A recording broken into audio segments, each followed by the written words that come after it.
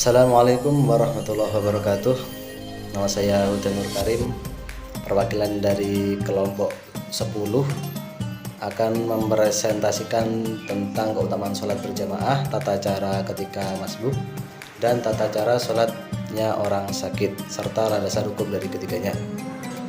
Oke, langsung saja ke pengertian dari sholat berjamaah. Pengertian sholat berjamaah. Yang dimaksud sholat berjamaah menurut Imam Syafi'i adalah ketika beberapa orang yang melaksanakan sholat dipimpin imam. Ketika salah seorang dari sekumpulan orang memimpin sholat mereka, maka itulah yang disebut dengan berjamaah. Dalam kitab yang diterjemahkan ke dalam bahasa Indonesia dan diterbitkan Republika, dijelaskan bahwa sholat jamaah memang memiliki keutamaan dibandingkan dengan sholat yang sendiri. Hal ini mengacu pada hadis Rasulullah yang berbunyi, "Sholatul jama'ati tafdulu ala sholatil fard bisabi wa ishrina darajat", yang artinya sholat berjamaah lebih utama 20 derajat daripada sholat sendirian. Hadis ini berkadar sahih dan diriwayatkan dengan jalur sanad yang terpercaya oleh Imam Bukhari. Dalam hal ini Imam Syafi'i berpendapat bahwa apabila ada 3 orang atau lebih dan jika seseorang dari mereka dapat menjadi imam, maka itu disebut sebagai jamaah. Namun demikian, jika hanya terdapat 2 orang saja, maka salah satu dari antara keduanya dapat menjadi imam dan yang lainnya menjadi makmum. Dan itu tetap bisa dikatakan sebagai berjamaah. Kemudian di sisi lain beliau mengemukakan ketertarikannya tentang sholat berjamaah. Imam Syafi'i mengatakan tidak suka bagi siapapun yang meninggalkan sholat berjamaah, meskipun sholat jamaahnya hanya dihadiri anggota keluarga dan hanya di rumah saja. Imam Syafi'i mengatakan ketidaksukaan bagi orang yang meninggalkan sholat jamaah itu berdasarkan hadis Rasulullah SAW yang artinya sholat berjamaah itu lebih utama daripada sholat sendiri. Namun demikian, sebagaimana Rasulullah SAW, Imam Syafi'i juga berpendapat bahwa bukan berarti orang yang sholat sendirian sholatnya tidak sah, sebagaimana disebutkan tadi tentang kesukaan Imam Syafi'i terkait sholat berjamaah. Beliau juga menetapkan pandangannya bagi orang yang memiliki udzur dan boleh meninggalkan sholat berjamaah.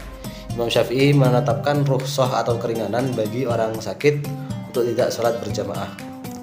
Alasannya mengacu pada hadis Rasulullah SAW, yakni ketika Rasulullah jatuh sakit, beliau tidak melakukan sholat berjamaah bersama orang-orang selama beberapa hari. Sebagaimana pula rukhsah diberikan kepada mereka yang ketakutan berada dalam perjalanan ditinggal mati seseorang yang memimpin sholatnya, atau disebabkan demi perbaikan sesuatu yang dikhawatirkan akan terlewat kesempatan untuk memperbaikinya. Terima kasih. Kemudian saya akan menjelaskan tentang landasan hukum dari ketiganya. Yang pertama, landasan hukum keutamaan sholat berjamaah, yaitu pada hadis riwayat Al-Bukhari yang berbunyi, "Sholatul jama'ati afdalu min sholatil faddi bisab'i wa ishrina darajah", yang artinya sholat berjamaah lebih utama daripada sholat sendirian dengan selisih 27 derajat. Di sini saya sebagai presentator kedua, saya akan menjelaskan tata cara sholat ketika masbuk. Bagi makmum masbuk terdapat beberapa hal yang perlu diperhatikan. Yang pertama yaitu memantapkan diri bahwa sholat yang dilakukan tetap sah, sehingga tidak perlu lagi ada keraguan saat melakukannya. Tata cara sholat makmum ketika masbuk. Ketika makmum masbuk masuk ke dalam saf sholat berjamaah, ada beberapa hal yang perlu diperhatikan. Jika masuk saat imam berdiri sebelum rukuk, yang dilakukan oleh makmum masbuk adalah sebagai berikut. Yang pertama yaitu takbiratul ihram, yang kedua yaitu membaca surat Al-Fatihah, yang ketiga yaitu membaca surat pendek, yang keempat yaitu mengikuti gerakan imam setelah membaca surat pendek. Anda bisa mengikuti gerakan-gerakan imam selanjutnya hingga selesai. Jika setelah itu rukuk, maka kamu mengikuti gerakan rukuk tersebut.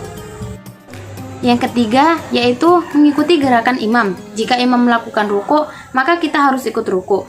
Jika imam duduk di antara 2 sujud, maka kita juga ikut duduk di antara 2 sujud. Dan begitu seterusnya hingga sholat selesai. Yang keempat yaitu bangkit ketika ada rakaat yang terlewat. Jika ada rakaat yang terlewat dan imam sudah selesai dan mengucap salam, maka kita harus bangkit untuk melanjutkan kekurangan rakaat sholat kita. Yang kelima, bangkit ketika ada rakaat yang terlewat. Jika ada rakaat yang terlewat, Maka ketika imam sudah melakukan salam, kita harus kembali bangkit melanjutkan rakaat yang kurang. Misalnya, ketika sholat isya kita baru masuk di rakaat kedua, namun imam sudah salam, maka kita harus melanjutkan 2 rakaat lagi sendirian hingga rakaat sholat kita menjadi sempurna. Namun, jika masuk saat imam berdiri setelah gerakan ruku, maka yang dilakukan oleh makmum masbuk adalah sebagai berikut. Yang pertama, yaitu takbiratul ihram. Yang kedua, yaitu takbir intikal. Takbir intikal adalah takbir ketika berpindah gerakan sholat. Melakukan takbir intikal hukumnya sunnah.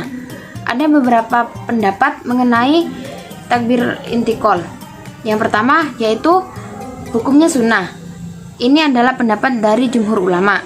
Yang kedua, yaitu hukumnya wajib, merupakan salah satu pendapat dari Imam Ahmad. Yang ketiga, yaitu hukumnya wajib pada sholat fardu, namun sunnah pada sholat sunnah. Landasan hukum tata cara sholat ketika masbuk. Apabila masbuk dalam sholat berjamaah, maka dia mengikuti imam dalam semua gerakan sholat, lalu menyempurnakan yang terlewatkan berdasarkan sabda Rasulullah SAW. Apabila kalian telah mendengar iqomah, maka berjalanlah menuju sholat, dan hendaklah kalian berjalan dengan tenang dan santai dan jangan terburu-buru. Yang kalian dapati maka sholatlah, dan yang terlewatkan maka sempurnakanlah. Hadis riwayat Bukhari nomor 636. Mungkin itu saja materi yang saya sampaikan. Untuk selanjutnya akan diteruskan oleh presentator ketiga. Baik, saya akan melanjutkan presentasi mengenai tata cara sholat orang yang sedang sakit. Yang pertama, bagi orang yang tidak mampu berdiri. Orang yang tidak mampu berdiri diperbolehkan sholat sambil duduk dengan ketentuan sebagai berikut. A. Dengan duduk bersila. Jika tidak memungkinkan, diperbolehkan duduk dengan cara apapun yang mudah dilakukan. B. Duduk menghadap ke kiblat. Namun, jika tidak memungkinkan, maka tidak mengapa. Cara bertakbir dan bersedekap sama seperti sholat dalam keadaan berdiri. Tangan diangkat hingga sejajar dengan telinga. Kemudian tangan kanan diletakkan di atas tangan kiri. Cara rukuknya yaitu membungkukkan badan sedikit. Cara sujudnya juga sama sebagaimana sujud biasa, jika memungkinkan. Jika tak memungkinkan, maka membungkukkan badannya lebih banyak dari ketika rukuk. Cara tasyahud yaitu dengan meletakkan tangan di lutut dan melakukan tasyahud seperti biasa. Yang kedua yaitu bagi orang yang tidak mampu duduk sekaligus berdiri. Bila seseorang sakit dan tidak mampu berdiri maupun duduk, maka diperbolehkan untuk sholat sambil berbaring. Sholat sambil berbaring ada 2 macam, yaitu ala jambin berbaring menyamping dan mustalqiyan dengan cara terlentang. Pertama, dengan cara ala jambin atau berbaring menyamping. Berbaring menyamping ke kanan dan ke arah kiblat jika memungkinkan. Jika tak bisa menyamping ke kanan, maka menyamping ke kiri namun tetap ke arah kiblat. Jika tidak memungkinkan untuk menghadap kiblat, maka tidak mengapa. Cara bertakbir dan bersedekap sama seperti sholat dalam keadaan berdiri. Tangan diangkat sejajar dengan telinga, setelah itu tangan kanan diletakkan di atas tangan kiri. Selanjutnya cara rukuknya dengan menundukkan kepala sedikit. Yang selanjutnya cara sujudnya dengan menundukkan kepala lebih banyak dari ketika ruku.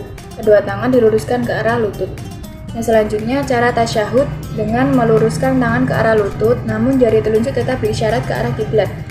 Yang kedua dengan cara mustalqiyan atau terlentang. Berbaring terlentang dengan kaki menghadap kiblat. Yang utama, kepala diangkat sedikit dengan ganjalan seperti bantal atau apapun sehingga wajah menghadap kiblat. Jika tidak memungkinkan, maka tidak mengapa.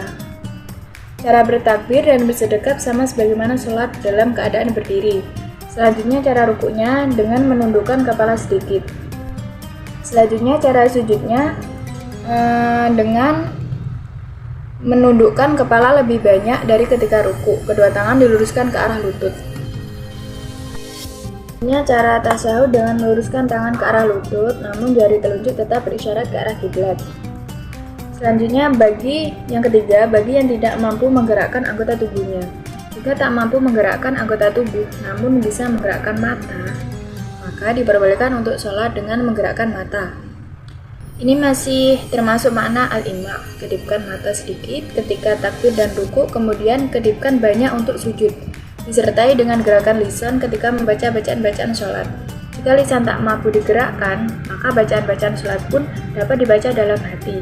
Jika tak mampu menggerakkan anggota tubuh sama sekali, namun masih sadar, maka sholat dilakukan dengan hati. Maksudnya adalah membayangkan dalam hati gerakan-gerakan sholat yang disertai gerakan lisan ketika membaca bacaan sholat. Jika lisan tak mampu digerakkan, maka bacaan sholat pun dibaca dalam hati. Dan hukum mengenai tata cara sholat orang yang sedang sakit.